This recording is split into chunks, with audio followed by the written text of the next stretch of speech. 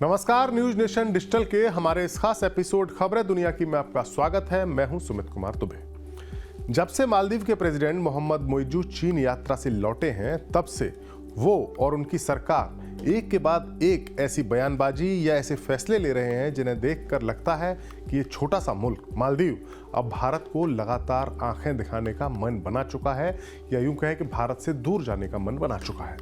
और यही नहीं, चीन के साथ 20 समझौतों पर दस्तखत करके लौटे मोइजू ऐसे फैसले भी ले रहे हैं, या उन्होंने ऐसे फैसले लिए हैं जिनके मुताबिक वो अपने मुल्क को भारत से मिलने वाली उन सभी तरह की सहायताओं से या सुविधाओं से दूर ले जाना चाहते हैं जो भारत एक पड़ोसी होने के नाते मालदीव की सहायता जो करता रहता है। अपने इस वीडियो में हम आपको बताएंगे कि कैसे मोहम्मद मोइजू चीन के अलावा बाकी देशों के साथ भी ऐसे समझौते करते जा रहे हैं जिससे मालदीव में भारत का दखल कम हो सके। लेकिन उससे पहले हम आपसे बात करेंगे कि भारत मालदीव के बीच वो जो सबसे बड़ा मसला है जिसके चलते दोनों मुल्कों के बीच तनाव चरम पर पहुंच गया, और ये मसला है मालदीव में मौजूद भारत के सैनिकों का। मीडिया रिपोर्ट्स के मुताबिक मालदीव में भारत के 88 सैनिक मौजूद हैं, जो दोनों देशों के बीच हुए रक्षा समझौते के तहत मालदीव के पास मौजूद भारत के डिफेंस इक्विपमेंट्स और रडार स्टेशन के मेंटेनेंस के लिए तैनात हैं।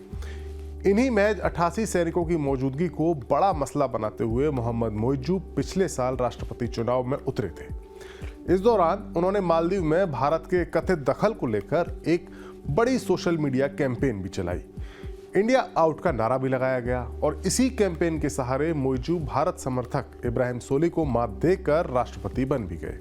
मोइजू ने परंपरा को तोड़ते हुए अपनी पहली स्टेट विजिट भारत की बजाय चीन की, जहां कई समझौते करने के बाद वो अपने मुल्क वापस पहुंचे, और वापस पहुंचते ही उन्होंने भारत के खिलाफ बयानबाजी शुरू कर दी। रविवार को मोइजू सरकार की ओर से ये बताया गया कि मालदीव ने अपनी धरती पर मौजूद भारत के सैनिकों की घर वापसी की डेडलाइन तय कर दी है, और वो तारीख है 15 मार्च। मालदीव चाहता है कि 15 मार्च तक भारत अपने सैनिकों को वापस बुला ले। हालांकि मालदीव के बयान के सामने आने के बाद भारत सरकार के विदेश मंत्रालय की ओर से भी बयान जारी किया गया, और बताया गया कि 14 जनवरी को मालदीव की राजधानी माले में दोनों मुल्कों के बीच बनाए गए हाई लेवल कोर ग्रुप की मीटिंग हुई। इस मीटिंग में दोनों देशों के बीच आपसी सहयोग को बढ़ाने और मालदीव में चल रहे भारत के डेवलपमेंट प्रोजेक्ट्स को लेकर चर्चा हुई।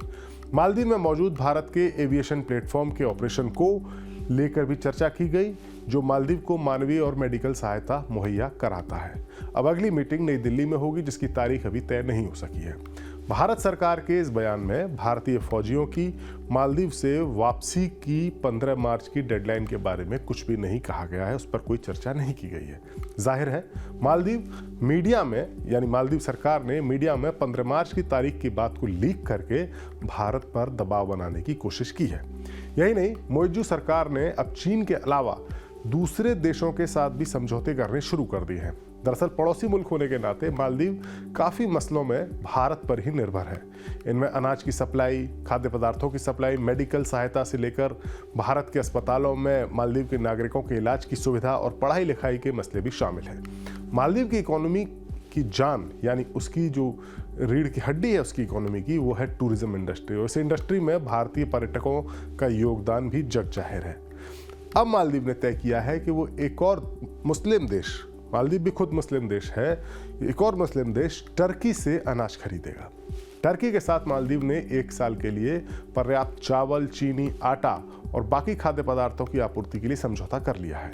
मोइजू के मुताबिक टर्की से आटे की पहली खेप अगले महीने यानी फरवरी में आ जाएगी। अभी तक मालदीव की हेल्थ इंश्योरेंस स्कीम के तहत, जो उसके नागरिकों के लिए मालदीव सरकार मुहैया कराती है, उसके तहत भारत के अस्पतालों में भी इलाज होता था। लेकिन अब मोइजू ने इस योजना को यूएई और थाईलैंड जैसे देशों में भी विस्तार करने का फैसला कर लिया है। यानी अब मालदीव के नागरिक इलाज के लिए बस भारत पर ही निर्भर नहीं रहेंगे, भारत के ही अस्पतालों पर निर्भर नहीं रहेंगे, वो दूसरे देशों में भी इलाज कराने के लिए जाएंगे। दवाइयाँ खरीदने के लिए अब मालदीव ने अमेरिका और यूरोपीय देशों के साथ करार किया है। अभी तक मालदीव में ज़्यादातर दवाइयाँ भारत से ही भेजी जाती रही हैं। वहीं अपने मुल्क की टूरिज्म इंडस्ट्री को भारत के प्रभाव से दूर करने के लिए या भारतीय टूरिस्ट्स के प्रभाव से दूर करने के लिए खुद मोइजू ने चीन जाकर ज़्यादा पर्यटक भेजने की गुहार भी लगाई थी, जो हम सब ने अपने देखी और हमने अपने एक वीडियो में उसके बारे में बात भी की। चीन के साथ मालदीव के जो समझौते हुए हैं उसके मुताबिक चीन मालदीव को 13 करोड़ अमेरिकी डॉलर की आर्थिक मदद देगा। इस मदद के जरिए मालदीव की राजधानी में सड़कों का पुनर्निर्माण किया जाएगा, सड़कें बनाई जाएंगी। मालदीव की जो एयरलाइन है मालदीवियन, वो चीन में घरेलू उड़ानें शुरू कर सकेगी। हलहमाले में पर्यटन क्षेत्र विकसित करने के लिए चीन 5 करोड़ अमेरिकी डॉलर देगा। विलीमाले में 100 बेड का यानी 100 बिस्तरों का एक अस्पताल बनाने में भी चीन मदद करेगा। ये कुछ ऐसे फैसले हैं जो मालदीव के नए प्रेसिडेंट मोइजू ने सीधे सीधे भारत को दिमाग में रखते हुए किए हैं। यानी भारत को मालदीव से के अफेयर से या मालदीव के डेली का जो जीवन यापन है, जो रोज़मर्रा की ज़िंदगी है, उससे भारत को बाहर रखने के लिए ये फैसले मोहम्मद मोइजू ने किए हैं। जाहिर है मोइजू अब भारत को मालदीव से दूर करना चाहते हैं, लेकिन एक बात शायद मोहम्मद मोइजू नहीं समझ पा रहे हैं कि भारत मालदीव का पड़ोसी है और किसी भी आपात स्थिति में भारत सबसे पहले उसकी मदद कर सकता है। यानी भारत फर्स्ट रिस्पॉन्डर है। अभी तक 4 बार ऐसे मौके आए हैं मालदीव की आज़ादी के बाद से जब भारत ने मालदीव के लिए संकट मोचन की भूमिका निभाई है।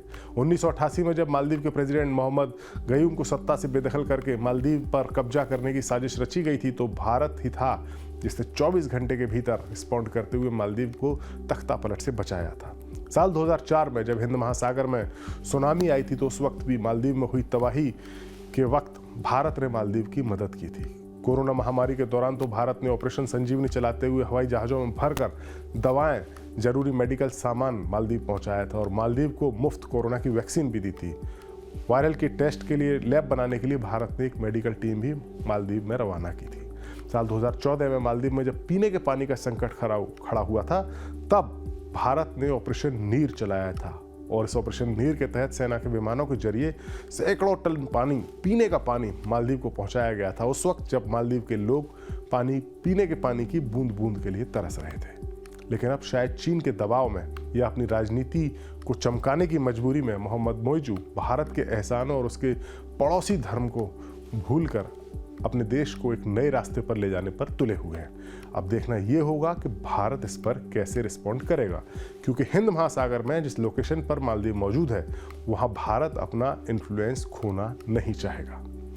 ये वीडियो आपको कैसा लगा? अपनी राय कमेंट बॉक्स में जाकर हमें ज़रूर दें। देश और दुनिया से जुड़ी बाकी खबरों को देखने के लिए न्यूज़ नेशन डिजिटल के साथ जुड़े रहिए। नमस्कार।